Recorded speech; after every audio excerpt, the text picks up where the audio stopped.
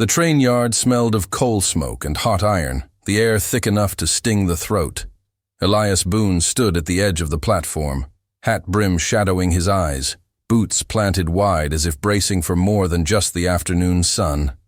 He had written a letter months ago, plain, steady words scratched out by firelight, asking for a bride. He had imagined someone soft-spoken, young enough to start a family, someone who might bring warmth into the long silence of his ranch. What he got instead was a scene that burned itself into him like a brand.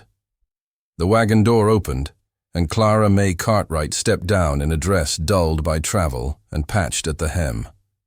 Behind her spilled 5 children, like marbles scattered, across the dusty street. Too many small hands tugging, too many eyes blinking at the world as if it already owed them an apology. The youngest clung to her skirt, the oldest squared his shoulders as though daring the world to cross them. Elias's chest tightened, his jaw locked. This was not what he had asked for. Whispers began before anyone took a step closer. Martha Hensley, leaning on the boarding house rail, muttered to her neighbor, "That can't be what Boone was waiting for." The words traveled like fire through dry grass. Clara felt it. Elias felt it. And when his turn came to step forward, he didn't. He kept his distance, hat twisting in his hands, before muttering something about a mistake. Clara's face, already, weary from the road, pinched as if she'd been struck. Her children clung closer, sensing the shift. The crowd thinned, but the sting of their eyes remained, heavy as a noose. Clara May was left standing in the open street with 5 children and nowhere to go, watching the man who was meant to be her salvation turn his back and walk away. Martha's boarding house smelled of lye soap and fried fat. She gave Clara a corner room, 1 bed, 1 thin quilt. 5 mouths don't come cheap, she said, her tongue sharp as a poker. Clara lowered her eyes, murmuring thanks, while Samuel, the eldest, stood stiff, jaw clenched as if he wanted to shield his mother. Little Josie, barely 3, cried for hours, her whimpers shaking the thin walls. When the children finally slept, Clara sat at the edge of the bed, her hands raw from the road and the weight of their need. She remembered the mine collapse, the way her husband's body had been carried out, dust dulling his face, leaving her with debts and mouths to feed. Now she whispered prayers into the dark. Lord, let them see me as more than my children's. Hunger. The prayer hung unanswered. Out at his ranch, Elias returned to the silence he knew too well. Plates stacked untouched, the hearth cold, cattle grazing under skies too wide to fill the emptiness inside him.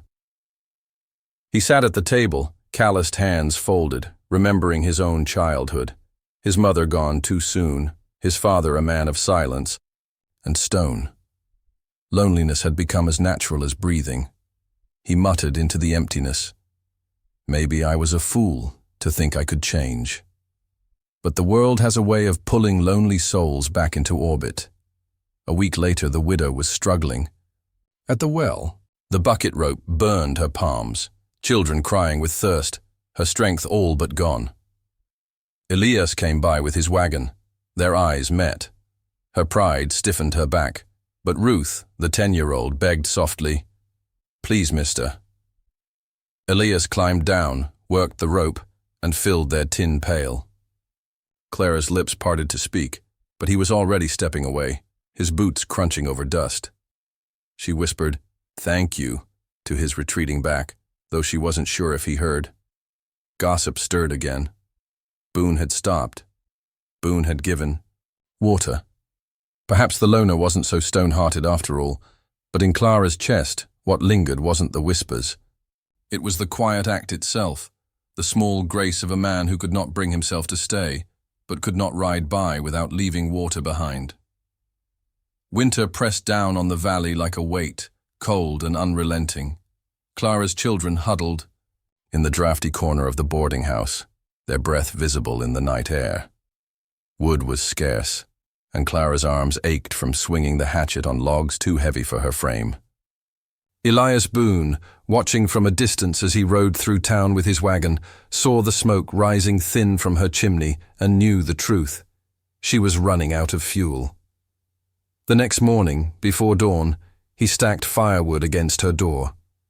No knock, no word, just the sound of his boots crunching away in the frost. Clara opened the door to find the wood piled high, frost glistening like silver across its surface.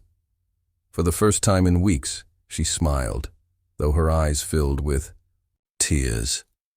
That night she baked cornbread from what little flour she had left, wrapped it in cloth, and sent Samuel to leave it on Elias's porch. Elias stared at the bundle for hours, suspicious at first, then uncertain. Finally, he unwrapped it, the warm, sweet smell filling his empty cabin. He ate slowly, almost reverently, as if the bread itself was a message, that someone had seen him. His eyes stung in the quiet. Days turned to weeks. Micah, restless and wild, found his way to Elias's ranch, drawn by the horses.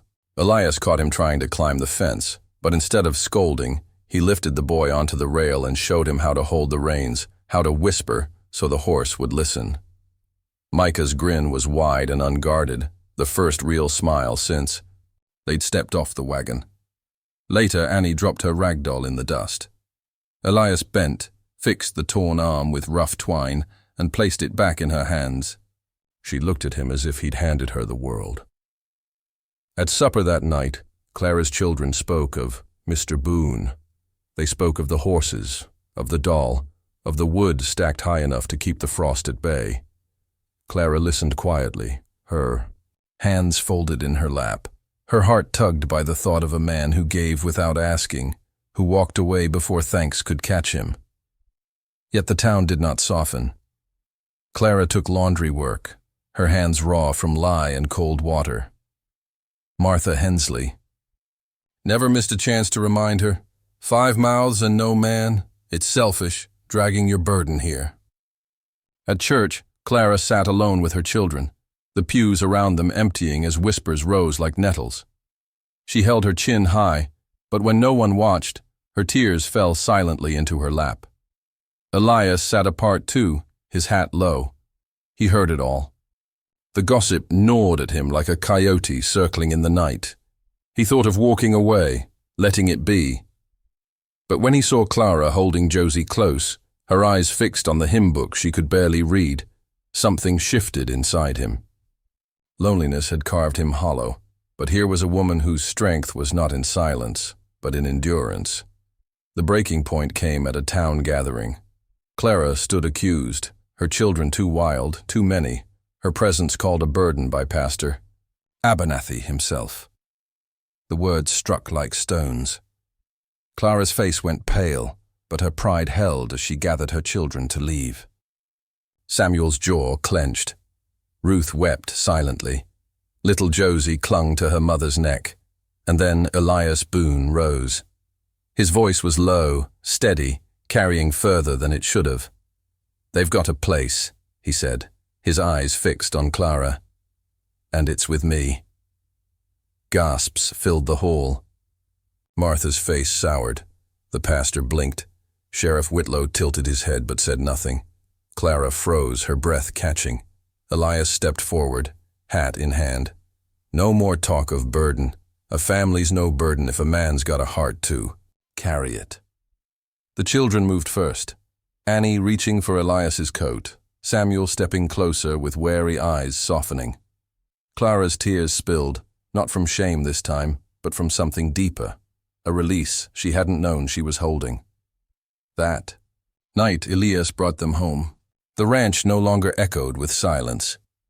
Laughter and bickering filled the rooms. The hearth burned warm, and the long table finally saw more than one plate. Clara knelt in the dirt beside Elias, planting beans. He didn't touch her hand, but their shadows mingled over the soil. Snow fell quietly as the children slept safe for the first time in months. Elias sat by the fire, Clara rocking Josie nearby. Neither spoke, but something unspoken grew between them, strong and steady. not born of bargains, but of small acts of grace earned in the cold. And if you, listening now, carry your own loneliness, remember this. Sometimes love does not come in the form we expect. Sometimes it arrives heavy with need, loud with hunger, inconvenient, and overwhelming. But if we meet it with steady hands and an open door, the burden becomes light, and the silence becomes song. When life hands you more than you thought you could carry, it may be handing you exactly what you were made for.